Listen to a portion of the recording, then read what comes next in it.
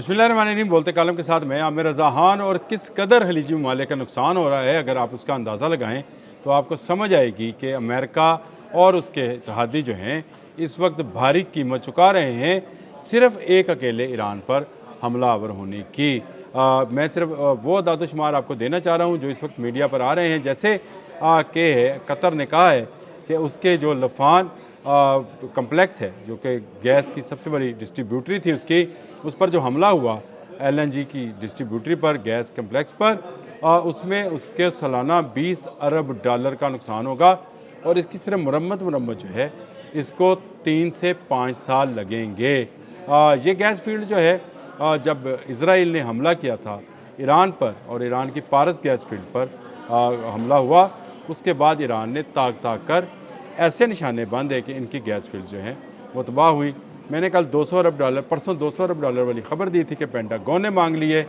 अब कतर कह रहा है कि हम मारे गए, हमें 20 अरब डॉलर सालाना का नुकसान होगा और 3 से 5 साल इसकी मरम्मत को लगेंगे।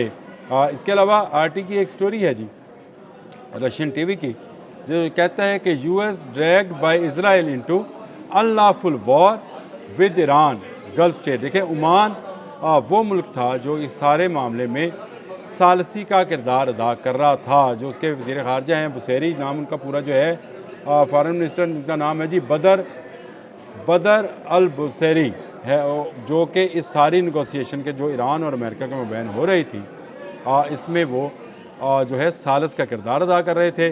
और दोनों जानब की बिला वास्ता जो मुज़ाकरात थे उनमें पैगाम रसानी कर रहे थे।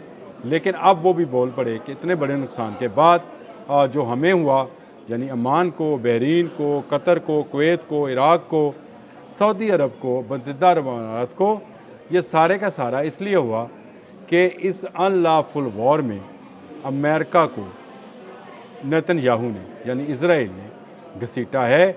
नहीं तो अमन के किसी मुज़ाकरात में, इन मुज़ाकरात में किसी न किसी नतीजे पर पहुंच जाना था।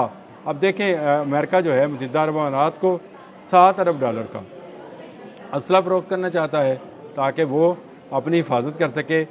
वो असला जो अमेरिका की हिफाजत नहीं कर सका, अमरीकी अड्डों की हिफाजत नहीं कर सका, मुत्तहिदा अरब अमारात अगर 7 अरब डॉलर में ये असला ख़रीदेगी तो आप ज़रा सोच सकते हैं कि क्या इनकी हिफाजत कर पाएगा। इस वक्त सूरत हाल हर आने वाले दिन के साथ मज़ीद संगीन होती चली जा रही है और ईरान में भी इसराइल के हमले जो हैं वो शदीद हैं। लेकिन इसके साथ साथ मिसाइल्स की जो बारिश है ईरान की जानिब से वो भी जारी है, क्योंकि ईरान ने ये साबित किया है कि उसके तमाम के तमाम मिसाइल सिटीज़ जो हैं महफूज हैं, जिनका दावा किया था नेतन्याहू समेत उसकी तमाम अस्करी क़यादत ने कि ईरान की तमाम मिसाइल सिटीज़ जो हैं उनको ख़त्म कर दिया गया है, यानी अब वो मज़ीद मिसाइल जो है फ़ायर नहीं कर सकता। जैसे ही ये बयान आता है नए मिसाइल फ़ायर होते हैं और इसराइल में तबाही की नई लहर जो है उसको किसी न किसी का नाम दे दिया जाता है। नई लहर को जो नाम दिया गया है वो अल-मुहंदस का दिया गया है। अल-मुहंदस कौन थे? ये कासिम सुलेमानी के बड़े करीबी समझे जाने वाले शख्स थे, जो इराक़ में बैठकर ईरानी मफादात की खातर जो थे वो लड़ रहे थे। और इनके बारे में अबू मुहंदस, उनका अबू मेहदी मुहंदस, असल नाम जमाल जाफ़र मोहम्मद अली इब्राहीम, और अहम इराक़ी फ़ौजी कमांडर थे। जब कासिम सुलेमानी पर हमला हुआ था उसी में ये शहीद हुए थे।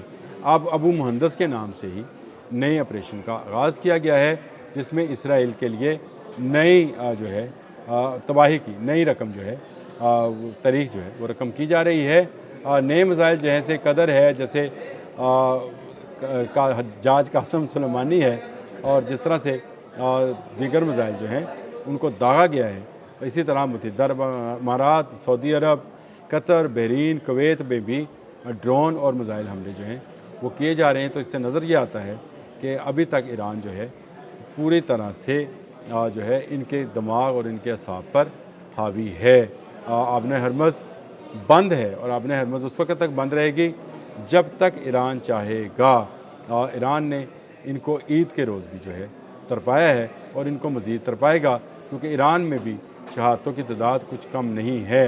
लेकिन यहाँ पर सिर्फ वो अमरीकी अहदाफ को निशाना बना रहा है, जहाँ अमरीकी होटल में ठहरते हैं, जहाँ उनके अड्डे हैं, जहाँ उनकी एयर बेसिस हैं, جہاں ان کے جہاز ہیں وہاں میزائل گر رہے ہیں، اور اسی طرح اسرائیل میں اس وقت ایسی افراتفری ہے کہ لوگ وہاں سے بھاگ رہے ہیں۔ یہ بھاگنے کا سلسلہ جو ہے یہ جاری رہے گا، اور جب تو اس وقت تک جاری رہے گا جب تک اسرائیل اور امریکہ دونوں اتحادی جو ہیں ایران سے معافی نہیں مانگتے ہیں۔ ایران سے معافی مانگنا پڑے گی، کیونکہ ایران جو ہے ایک ایسی طاقت بن کر ابھرا ہے کہ جس نے ان کو ناکو چنے چبوا دیے ہیں۔ اور نئی لہر جو ابو مہندس کے نام سے شروع کی گئی ہے، جمال جعفر محمد علی المعروف ابو مہندس کے نام سے شروع کی گئی ہے، یہ اسرائیل کو منہدم کر دے گی۔ اسرائیل کے تمام عزائم، اسرائیل کے تمام دعوے اور امریکہ کے تمام عزائم اور تمام دعوے جو ہیں ایران نے غلط ثابت کیے ہیں۔ آج جو ہے عید کے روز بھی ایران اپنے حملے جاری رکھے ہوئے ہے، اور ایران ڈٹا ہوا ہے۔ ایران کو پچھلے 21 روز میں جو ہے جتنا نقصان پہنچنا تھا پہنچ گیا، لیکن اس کے بعد نہ صرف اس نے F-35 گرا لیا بلکہ امریکہ کے 60 کے قریب جہاز، کل میں اس کو بتایا تھا کہ 30 سے زائد ہیں، لیکن اب اعداد و شمار اس طرح کے آ رہے ہیں کہ 60 کے قریب جہاز جو ہیں وہ اب تک امریکہ کے تباہ ہو چکے ہیں۔ اور میرا یہ دعویٰ بھی ہے کہ جرالڈار فورٹ پر جو آگ لگی تھی اس میں بھی ان کے جہاز جو ہیں وہ ڈیمیج ہوئے، کیونکہ ان کو نکالا نہیں جا سکا تھا، کیونکہ کلسٹر بامز جو ہیں آگ بن کر اس جرالڈار فورٹ پر برسے تھے، جنہوں نے 30 گھنٹے تک اس آگ کو بجھنے نہیں دیا، اور اس کے بعد اس کو واپس یونان کی طرف لے جایا گیا، جہاں اب یہ گراؤنڈ کر دیا گیا ہے۔ گراؤنڈ کرنے سے مراد یہ ہے کہ اب اس کو کسی بندرگاہ پر روک لیا گیا ہے تاکہ اس کی مرمت کی جائے، جس میں کم از کم 1 سال سے 1.5 سال لگ سکتا ہے۔ ایران کی حکمت عملی جنگ کی ایسی زبردست ہے کہ ہر آنے والے دن کے ساتھ وہ نیا میزائل انٹروڈیوس کراتا ہے۔ اب ابو مہندس کے نام سے اس نے آپریشن شروع کیا ہے، اور یہ ایک ایسی لہر ہے میزائلز کی جو اسرائیل کے لیے اور زیادہ خطرناک ہوئی۔ اسرائیل میں خبر یہ ہے کہ 7 کے قریب اس کے فوج کے جرنیل جو ہیں اس حملے میں مارے جا چکے ہیں۔ یعنی ابو مہندس آپریشن جو ہے وہ جاری ہے، ایک طرف سے حزب اللہ، دوسری طرف سے ایران، یہ سب مل کر اسرائیل کو گھیرے ہوئے ہیں۔ ضرورت صرف اس امر کی ہے کہ جو GCC ہے یعنی گلف کے ممالک جو ہیں وہ اگر ذرا سی ہمت دکھائیں، امریکہ کو ٹاٹا گڈ بائے کہہ دیں، تو اس کے بعد جو ہے اس خطے میں نہ صرف ہمیشہ کے لیے امن ہوگا بلکہ اسرائیل کو لگام پڑے گی، اور مسلمانوں کی دولت جو ہے، جو تیل اور گیس کی صورت میں ہے، جو منرلز اور سونے کی صورت میں ہے، وہ مسلمانوں کے پاس ہی رہے گی۔ لیکن ہمت کسے دکھانی ہے؟ ایران اپنی جرأت، اپنی طاقت دکھا رہا ہے۔ اگر کچھ نہیں دکھا رہے تو عرب ممالک کبھی ہمت نہیں دکھا رہے۔ نہ خریدیں امریکہ سے اسلحہ، یہ اپنے اڈے نہیں بچا سکا، آپ کو کیسے بچائے گا؟ سوچنے کی بات ہے۔ عرب آج بھی سوچ لیں تو وہ اسرائیل اور امریکہ کا مقابلہ کر سکتے ہیں۔ اگر تنہا ایران مقابلہ کر سکتا ہے تو عرب ممالک اس کے ساتھ شامل ہو جائیں تو کوئی بھی سپر پاور ان کے سامنے ٹھہر نہیں سکتی ہے۔ اب تک کے لیے اتنا ہی۔ اللہ حافظ۔